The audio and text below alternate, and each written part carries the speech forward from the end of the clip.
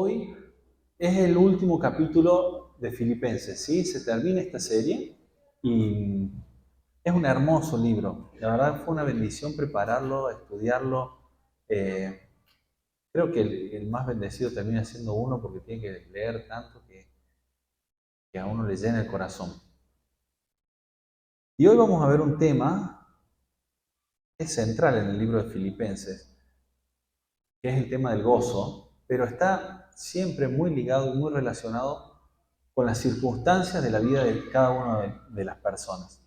Les voy a leer algunas frases y después vamos a ver quién las dijo, que creo que son muy, muy importantes para que le saquemos el mayor jugo y provecho a lo que nos toca ver hoy. Dice así la primera frase, dice, los que se sumergen en las aguas de la aflicción traen consigo las perlas más preciosas. La aflicción es la dieta agridulce con la que el gran médico nos nutre hacia la salud. No juzgues al Señor por tus sentimientos pasajeros. Él es más fiel que nuestro propio corazón. Esta persona que dice estas frases es Charles Spurgeon, ¿sí?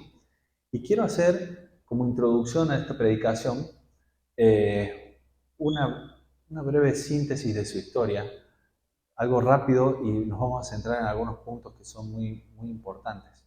Él nace en 1834, vivía en un pueblo en Inglaterra y tiene como influencia cuando él es joven, tanto del libro de John Bunyan, El progreso del peregrino, como de John Fox, que habla sobre los mártires de la fe.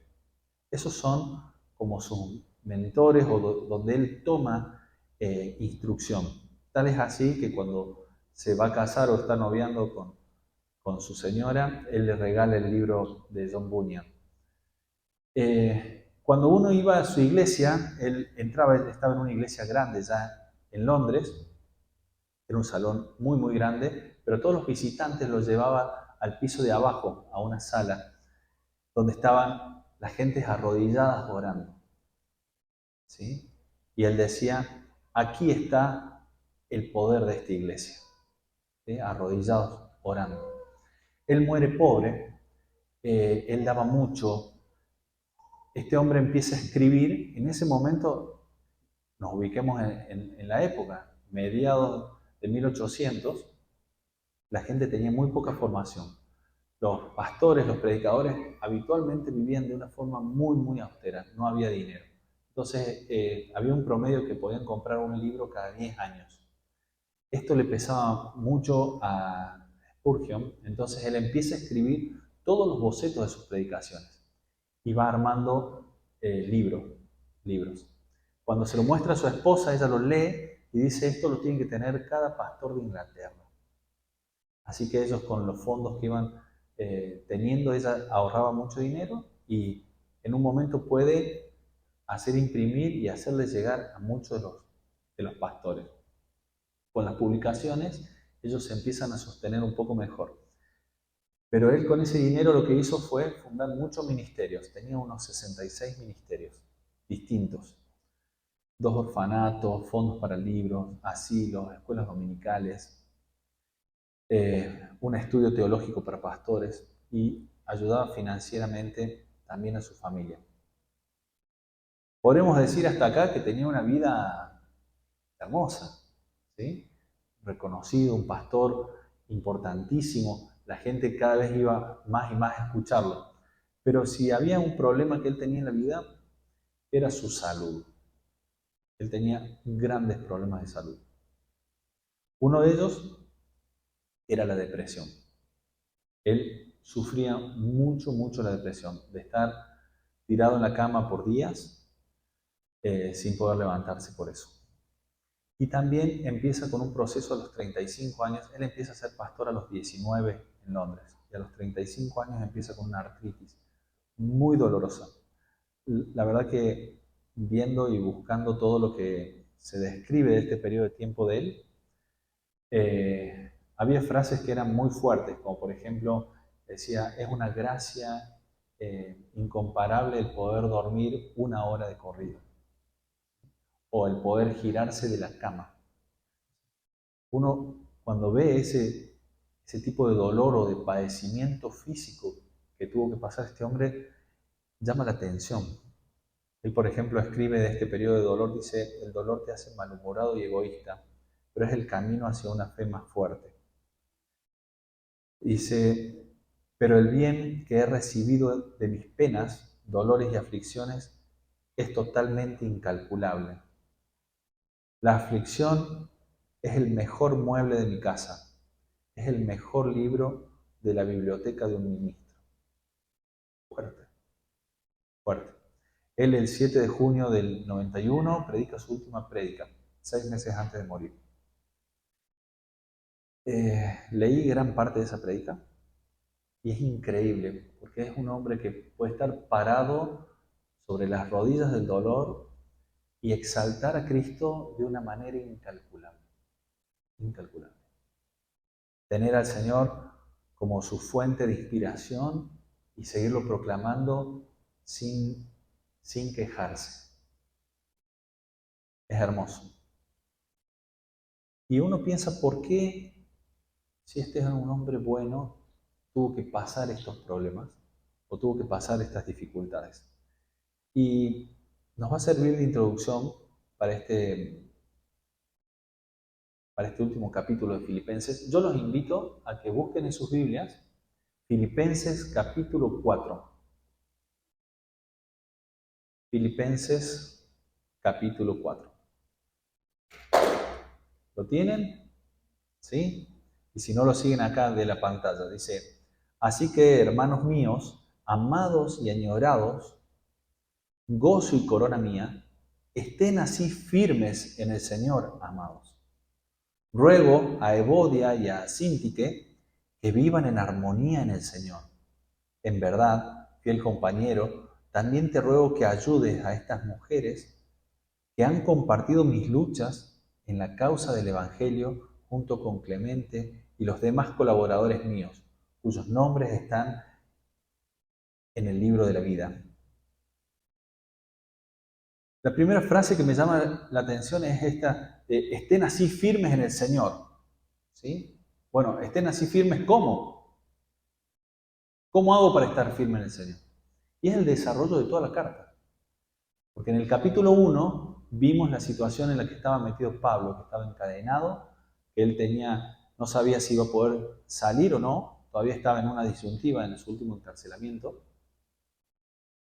Y él dice: y si muero, para mí el vivir es Cristo y el morir es ganancia. Él nos deja esa frase instalada ahí.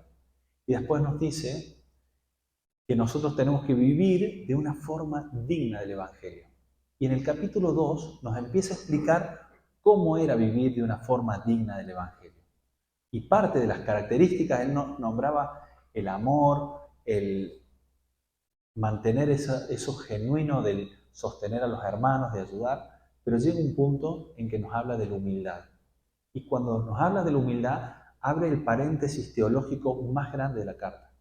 ¿Sí? ¿Se acuerdan cuando empieza a describir que el Señor Jesús, aunque estaba en la gloria, vino y se humilló y se hizo hombre, y asimismo se humilló hasta la muerte y muerte de cruz, y nos puso ese ejemplo fuerte de humildad? Y nos dio en ese capítulo 2 tres ejemplos a seguir. ¿Se acuerdan qué era? Cristo, era Timoteo como un pastor o como un maestro, y era Epafrodito como cualquier hermano de la iglesia, pero que eran ejemplares. Y en el capítulo 3 nos dice que tengamos cuidado de los falsos maestros, los que enseñan una doctrina que es errada. En ese momento había dos doctrinas fundamentales que estaban persiguiendo a la iglesia y que ellos tenían que tener cuidado. Uno eran los judaizantes, los que decían: no, hay que volver a las leyes de Moisés. Y por otro lado estaba toda la corriente de los corintios, digamos, que eran la idolatría y todo eso.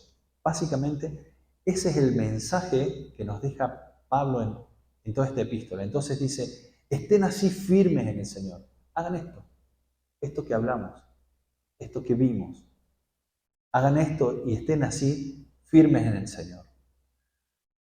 Lo segundo que menciona es que vivan en armonía. Se ve que dos hermanas de la iglesia estaban con problemas o con alguna discusión, algo pasó ahí. Y entonces él quiere, con esta carta verde, resolverlo. Obviamente Epafrodito le tiene que haber contado, ¿viste las dos hermanas? Sí, algo pasó. Bueno, entonces Pablo les escribe para que ellas puedan vivir en armonía. Pero si nosotros lo bajamos hoy a la práctica, si nosotros lo traemos hoy a nuestro día, es aprender a vivir en armonía entre nosotros. Es aprender a vivir en armonía con el que tenemos al lado, con nuestro prójimo, con nuestro próximo, con el que muchas veces caminás dándole la mano. ¿Sí? Vivir en armonía. Y dice, en verdad, fiel compañero, también te ruego que ayudes a estas mujeres. Es decir, ¿está hablando a quién? Probablemente al pastor de la iglesia o a una hermana de la iglesia, para que ayude a que esto se solucione. Entonces, cuando existe la consejería bíblica, cuando nos acompañamos unos a otros, estamos haciendo exactamente esto. Es ayudando a vivir en armonía. Entonces, cuando haya un problema entre nosotros, que probablemente nos va a haber, tenemos que tratar de volver a unirnos, a enlazarnos. Seamos matrimonios, seamos amigos, seamos hermanos de la iglesia. Y también buscar ayuda. Hay veces en que uno ve blanco, otro ve negro y necesitamos un árbitro, ¿sí? Alguien que nos ayude a acercarnos y a vivir en armonía. Versículo 4 dice, regocíjense en el Señor siempre. Otra vez lo diré, regocíjense. La bondad de ustedes sea conocida de todos los hombres. El Señor está cerca. Por nada estén afanosos, antes bien, en todo, mediante oración y súplica con acción de gracias, sean dadas a conocer sus peticiones delante de Dios. Y la paz de Dios, que sobrepasa todo entendimiento, guardará sus corazones y sus mentes en Cristo Jesús. Por ahí uno se lo sabe de memoria en Reina Valera, ¿no? Guardará sus corazones y sus pensamientos en Cristo Jesús. Lo primero es esta orden, regocíjense, que la dijo muchísimas veces en toda la carta. Regocíjense, regocíjense. Y él estaba encerrado y quizás con pena de muerte. Pero es regocíjense. El punto es, ¿qué es ese regocijarse? Lo habíamos visto, lo vimos varias veces ya. ¿Sí? Que es tener esa paz interior, ese saber que en última instancia el Señor es quien nos sostiene. En esta vida y en la próxima. Entonces en eso tenemos que estar aferrados, abrazados y tranquilos de saber que el Señor está siempre a nuestro lado. Regocíjense. Lo segundo es, la bondad de ustedes sea conocida de todos los hombres. El Señor está cerca. Y ese Señor está cerca, puede ser que su segunda venida está cerca. Puede ser. O puede ser que el Señor está cerca, que está al lado tuyo. ¿Sí? Me acuerdo hace un tiempo atrás, le planteaba a Marianela que el quirófano era un lugar hostil, un lugar, dame esto, hashtag, tijera, Metzema, que pasan las cosas. Y, y ella me dice, ¿y vos le decís gracias cuando te pasan las cosas? No. ¿Ah? Me hizo acordar este versículo, dice, la bondad de ustedes sea conocida de todos los hombres. El Señor está cerca. Entonces cuando yo pido una pinza, el Señor está ahí al lado, mirando. Gracias. Y sigo. Esto es bajarlo a la práctica. Es hacer el Evangelio cotidiano. Así que piensen en qué momentos ustedes pueden mostrar la bondad de Cristo. Ahora, esto es muy difícil. Porque dice, por nada estén afanosos. ¿Cómo podemos definir la palabra afanosos? Ejemplo, sinónimos, angustia, preocupado, ansioso, No estés ansioso, no tengas estrés. ¿Viste? Cuando vas al médico, estás muy estresado. No te estreses más y esto se soluciona. Decís, fantástico. Decime cómo. Acá lo dice cómo. Este es el punto. Y no es que solamente a Pablo se le ocurrió decir esto. Por nada estén afanosos. Los invito a que vayamos al libro de Mateo, capítulo 6, versículo 25.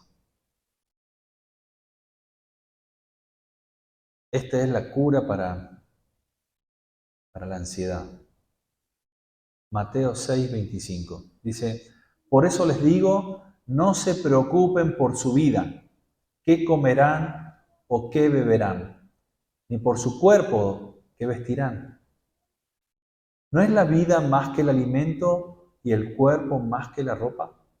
Miren las aves del cielo, que no siembran ni ciegan, ni recogen en graneros, y sin embargo, el Padre Celestial las alimenta. ¿No son ustedes de mucho más valor que ellas? ¿No son ustedes de mucho más valor que ellas? ¿Quién de ustedes, por ansioso que esté, puede añadir una hora al curso de su vida? Y por la ropa, ¿por qué se preocupan? Observe cómo crecen los lirios del campo. No trabajan ni hilan.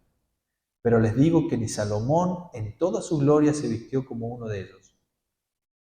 Y si Dios así viste la hierba del campo, que hoy es y mañana es echada del horno, ¿no hará Él mucho más por ustedes, hombres de poca fe? Por tanto, no se preocupen diciendo, ¿qué comeremos? ¿Qué beberemos? ¿Con qué nos vestiremos? Porque los gentiles buscan ansiosamente todas estas cosas. El Padre Celestial sabe que ustedes necesitan todas estas cosas, pero busquen primero el reino de Dios y su justicia, y todas estas cosas les serán añadidas. Por tanto, no se preocupen por el día de mañana, porque el día de mañana se cuidará de sí mismo. Bástale a cada día sus propios problemas.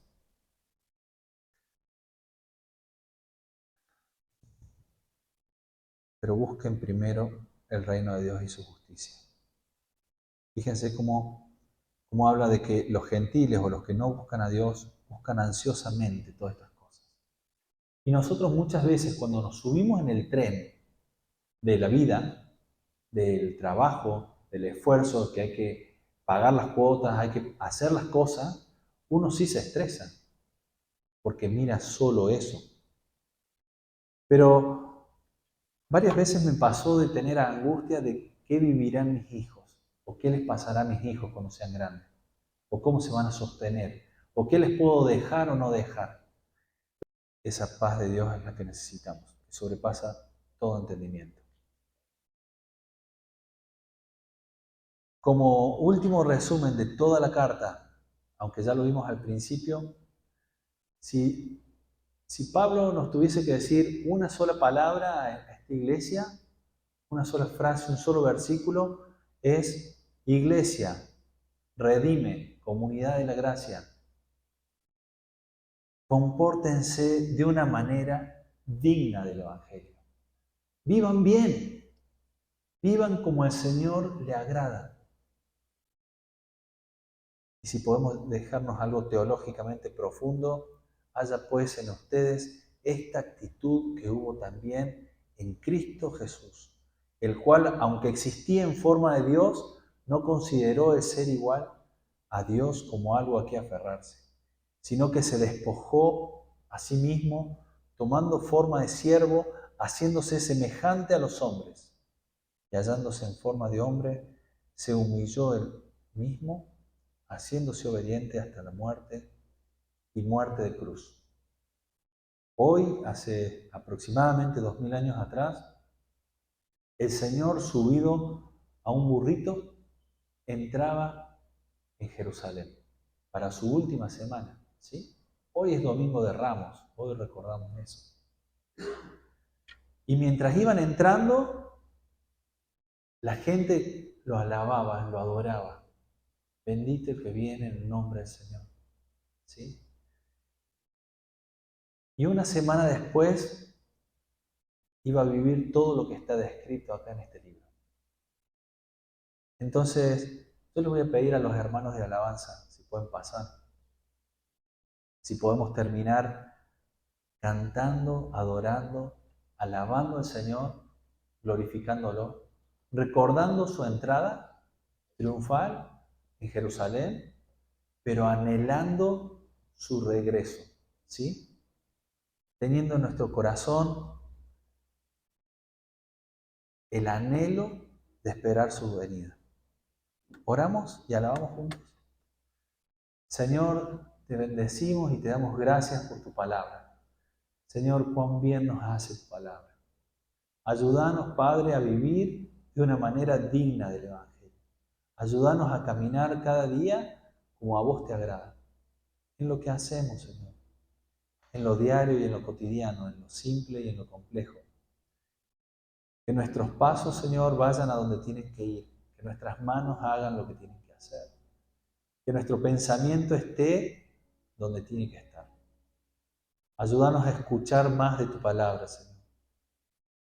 Y que nuestra boca te alabe cada día más. Ayúdanos a vivir, Señor, de una forma digna del Evangelio. En el nombre de Jesús. Amén.